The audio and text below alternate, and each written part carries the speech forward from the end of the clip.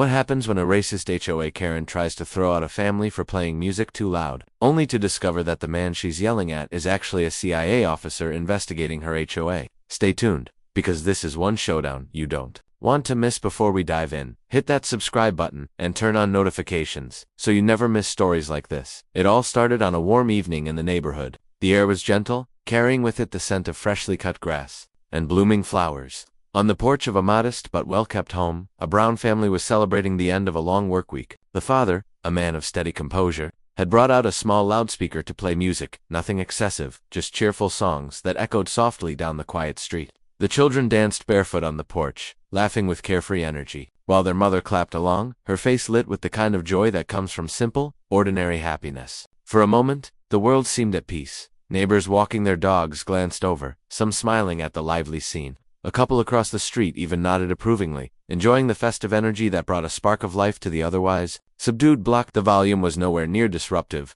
certainly not compared to the occasional roaring lawnmowers, barking dogs, or loud pickup trucks that passed through daily, yet it was enough to stand out, enough to irritate the one person who always seemed to be looking for a reason to complain. Her name was whispered with dread across the neighborhood, HOA Karen, and tonight she had found her target. Without warning, she appeared at the end of the driveway, marching toward the family like a storm cloud rolling in. Her short hair bobbed rigidly with every step, and the bright parrot-green skirt she wore clashed with her sharp, angry expression. In one hand, she clutched a clipboard as if it were a weapon, her knuckles tight around the pen she always seemed to carry. Her white shirt, tucked neatly at the waist, only emphasized the severity of her demeanor. The children stopped mid-laugh, their small bodies stiffening as they saw her approach. Even the music felt quieter in her shadow. Without greeting or pause, she let her voice cut through the evening air, sharp as broken glass. This is a violation of HOA rules. Turn that noise off immediately, or you'll be fined and possibly removed from the community. The words struck like a slap. The joy drained from the porch in an instant.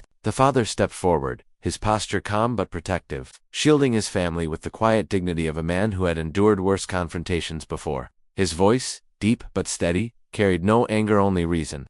"We're well within the allowed noise limits, ma'am. It's still early evening. We're not breaking any rules." But Karen was not a woman who listened. Her lips curled into a sneer as she jabbed her pen toward the loudspeaker like it was contraband. Her voice grew louder, her tone dripping with disdain.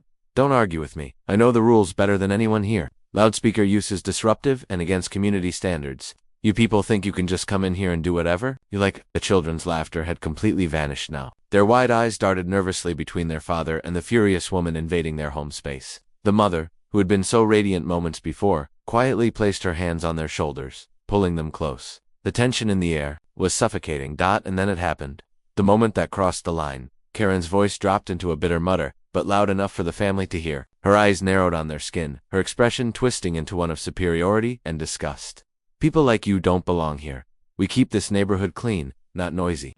The words pierced through the air like poison. They weren't just about rules anymore. They weren't about music or volume or community standards. They were about race, belonging, and prejudice. In that instant, every layer of civility she tried to cloak herself in was stripped away, revealing the raw, ugly truth beneath her authority. The father's jaw tightened. He had heard those words before, phrases that made it clear no matter how hard one worked, no matter how much one gave to a community, there would always be those who saw them as outsiders. His first instinct was to shield his children from the venom, to pretend they hadn't heard, but the silence on the porch told him otherwise. The kids had heard. They had understood. Their innocence had been interrupted by the weight of words they should never have had to bear. The mother's smile, which had once shone with warmth and pride, faded into an expression of quiet heartbreak. Her hand lingered on her daughter's shoulder as if to anchor her against the ugliness that had just entered their home. The music still played faintly from the speaker, cheerful in its melody, but out of place in the heaviness of the moment. The father's voice, though calm, carried steel underneath. "We are not breaking any rules. We belong here just as much as anyone else."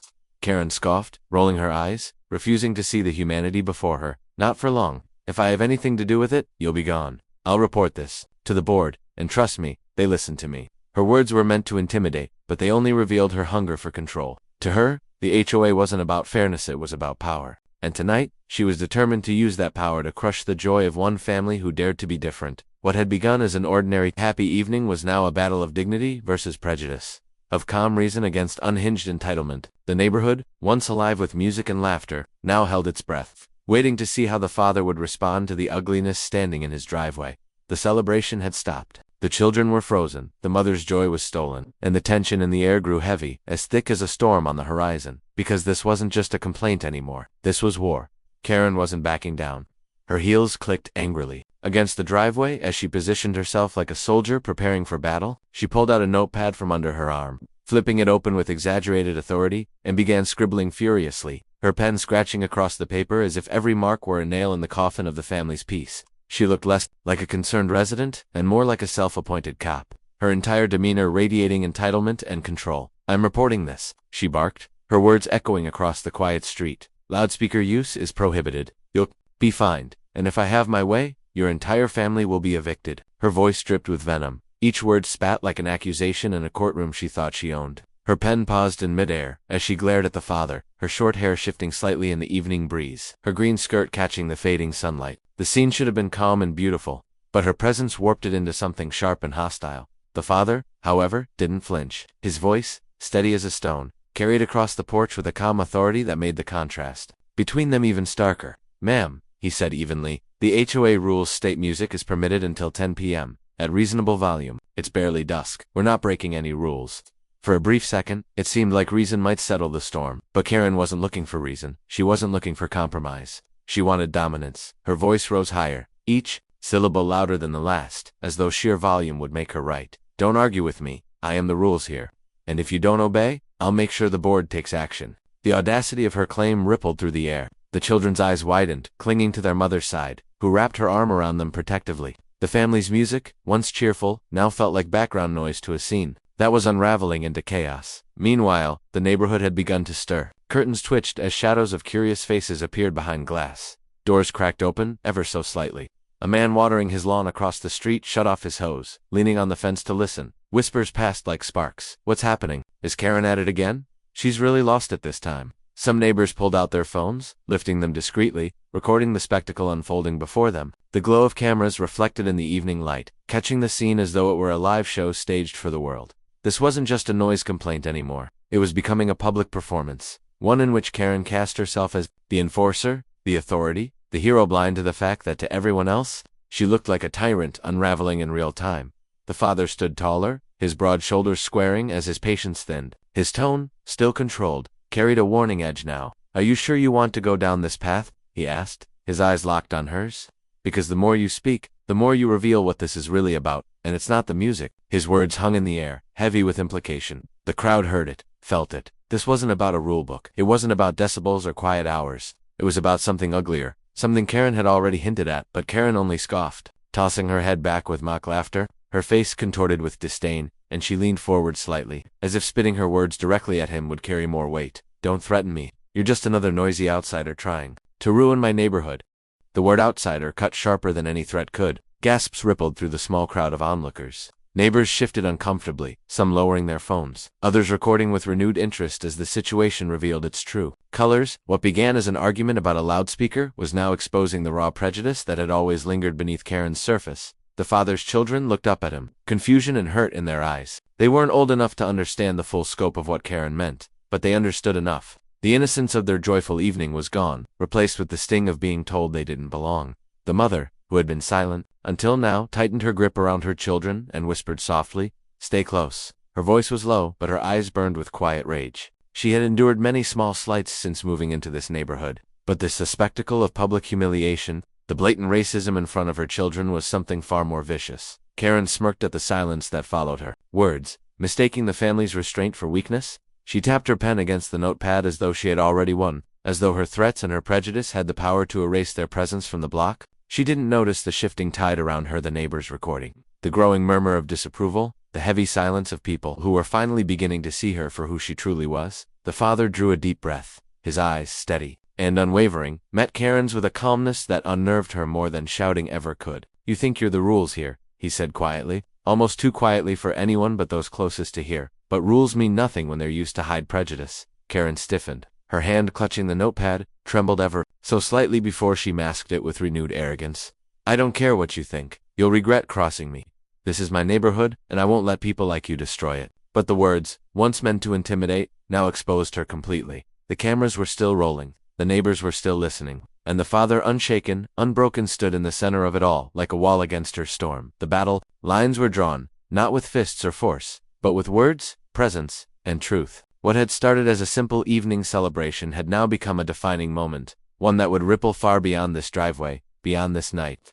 Karen thought she was writing a report. In reality, she was writing her own downfall. The father's patience finally reached its limit. For the entire confrontation, he had stood calm, steady, trying to reason with a woman who had no interest in fairness. But now, with his children frightened, his wife insulted, and his family's dignity hanging in the balance, the time for restraint was over.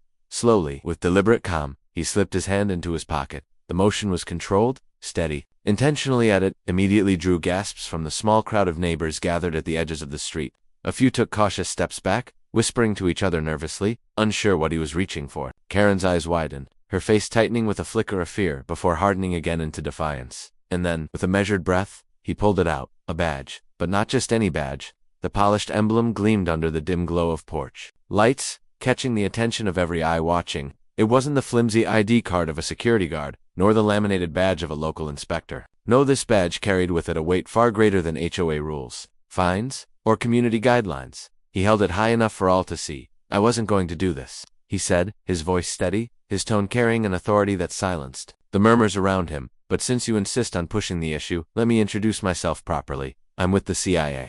For the first time that evening, Karen, the smugness that had been plastered across her face drained instantly, replaced by a look of stunned disbelief. Her lips parted as if to speak, but no words came out. Her eyes darted between the badge in his hand and the sea of glowing phone cameras capturing every second of the encounter. What? "You can't be serious," she stammered, her voice breaking.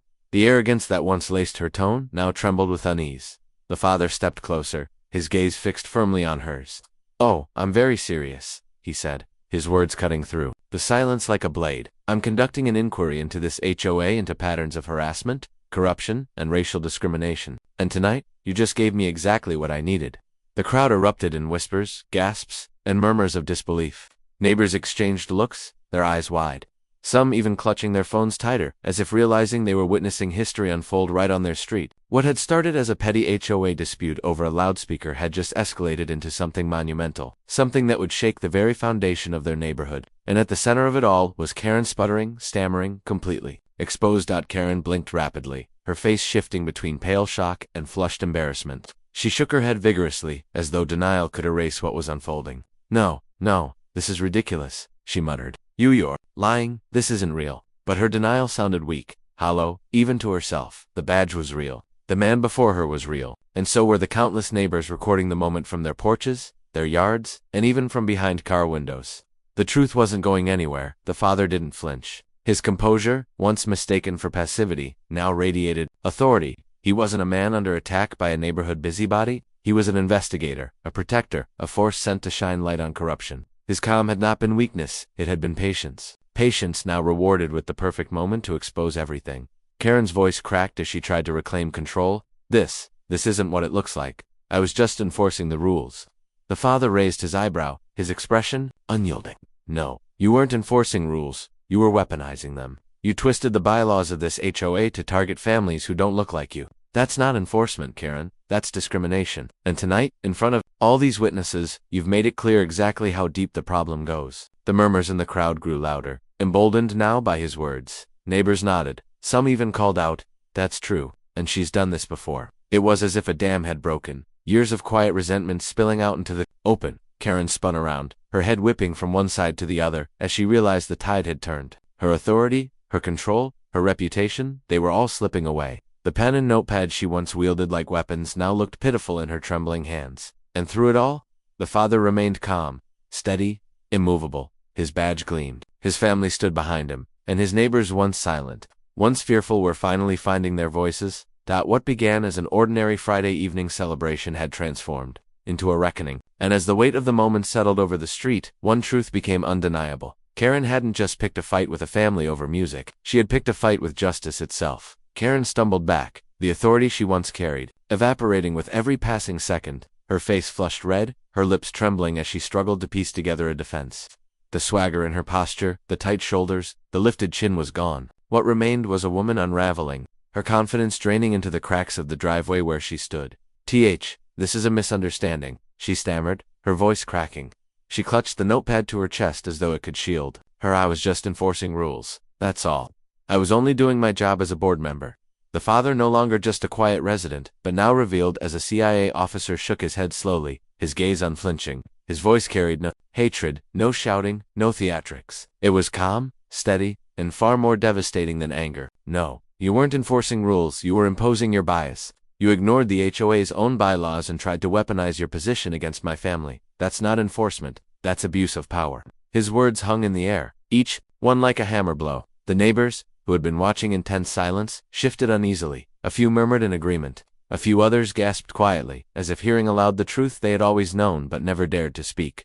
The father turned then, not just to confront Karen, but to address the neighborhood itself. He scanned the small crowd, his eyes sharp but inviting, like a man pulling back a curtain to reveal what had been hidden for too long. How many of you, he asked, his voice loud enough to carry down the street, have felt harassed by the HOA? How many of you have been fined unfairly, punished over petty complaints, or ignored when you reported real issues that actually affected your homes, your safety, your peace?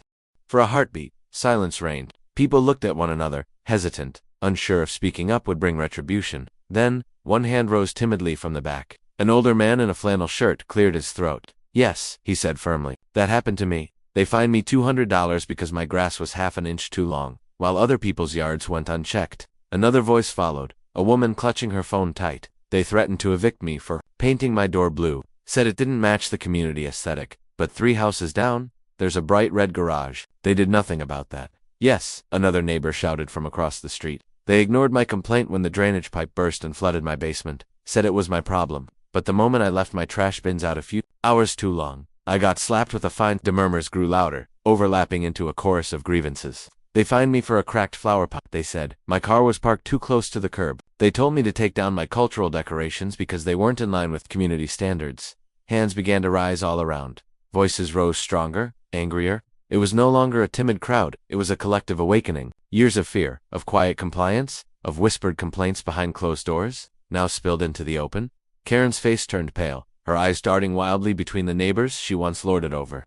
The facade of control she had worn so proudly was crumbling piece by piece, shattered by the very people she had sought to intimidate. Her notepad shook in her hand, and the pen slipped from her fingers, clattering onto the concrete with a sound that seemed to echo louder than the music she had come to silence. The CIA officer's gaze hardened. You see, Karen, this isn't about one bad encounter.